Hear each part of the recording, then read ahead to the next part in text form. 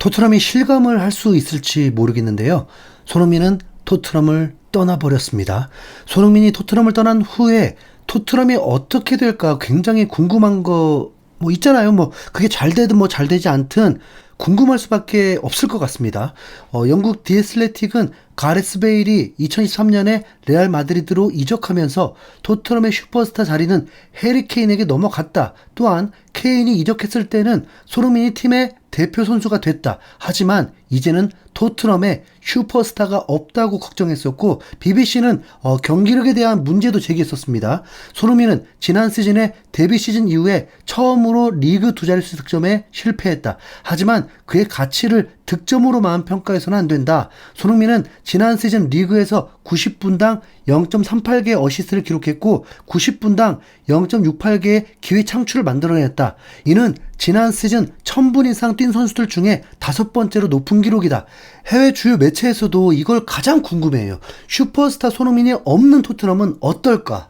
손흥민은 이미 토트넘을 떠날 것을 결정했었고 토트넘도 일찍 알았던 걸로 결론이 났습니다. 그렇다면 이제 유로파리그를 당당히 우승하면서 토트넘이 한 단계 도약했다는 걸 이제 증명하고 토트넘이 챔피언스리그까지 병행하면서도 B클럽이 되기 위해 만반의 준비를 할 걸 충분히 추측할 수 있었습니다.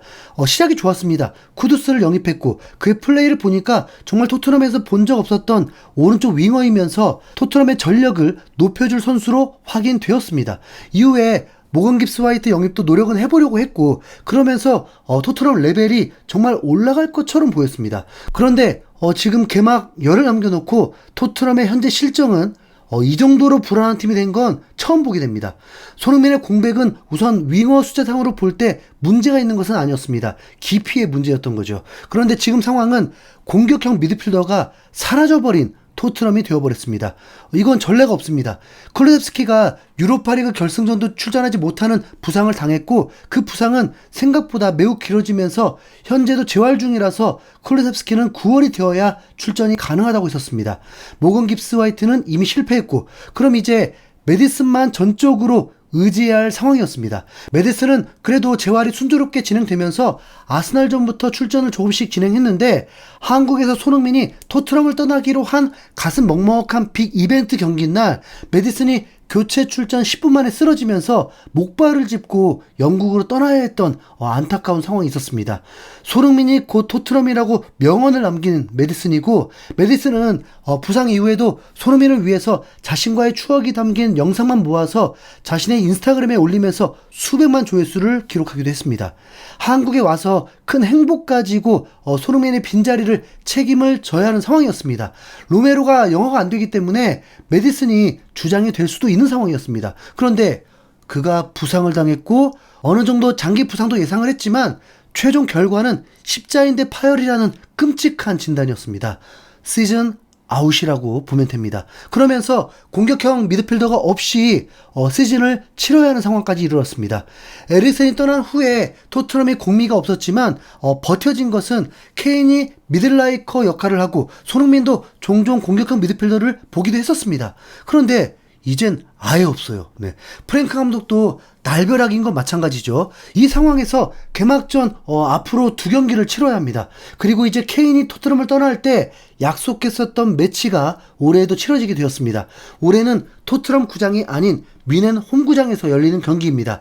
잔인하게도 참 현재 국내에서는 토트넘 소식 토트넘 정보가 거의 사라져버렸습니다. 지금은 손흥민 새로운 시대를 열면서 LA에만 포커스가 맞춰져 버렸습니다.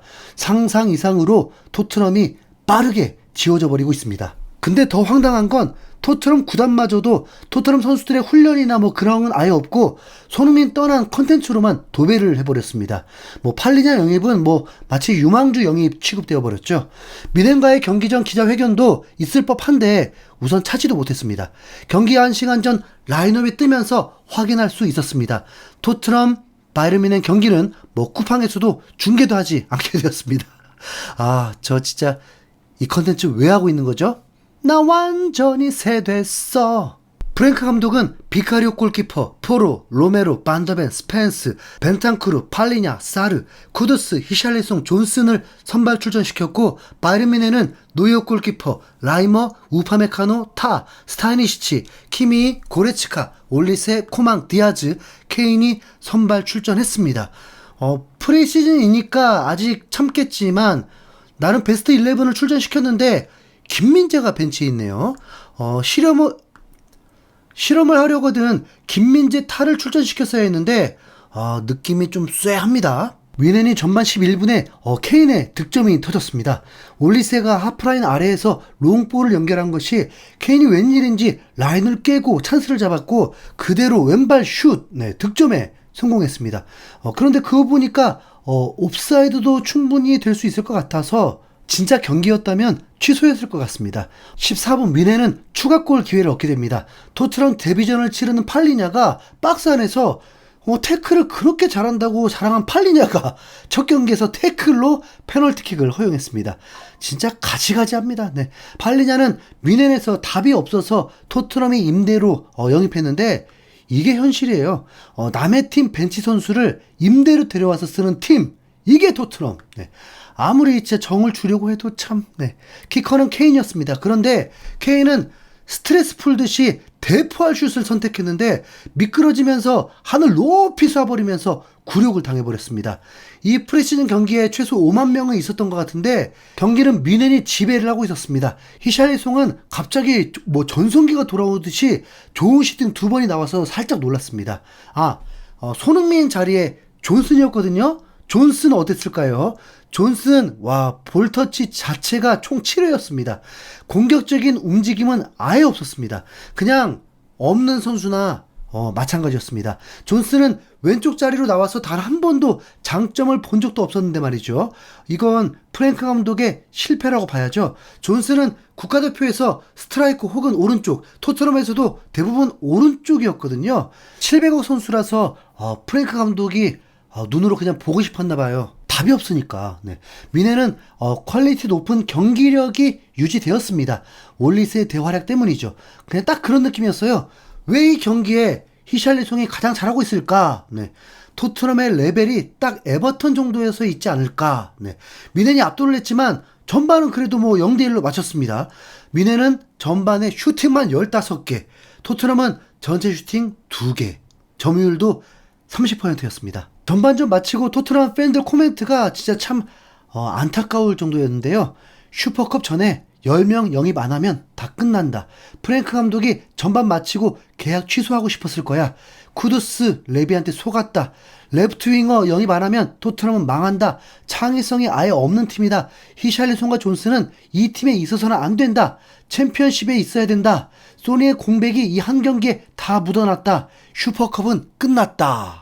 후반전에 코망이 환상적인 득점이 터지면서 점수차를 또 벌렸고 65분이 되어서 김민재가 뮌헨 유망주들과 함께 출전하면서 진짜 더 짜증나게 하더라고요. 콤파니 감독이 토트넘 지금 수준에 맞춰준 거죠. 더 이상 시청 이유도 없었습니다. 가장 인상 깊었던 건 그냥 로메로가 케인을 전 동료인 거 의식한 거 없이 2번이나 담궈버리면서 정말 무섭긴 하더라고요. 토트넘 어쩌죠? 손흥민도 마음 무겁겠는데요. 진짜 미안하다. 근데 불러도 손흥민 못 간다. 지금까지 암담한 토트넘 상황 전해드렸습니다. 흰수염고래였습니다. 시청해주셔서 감사드립니다.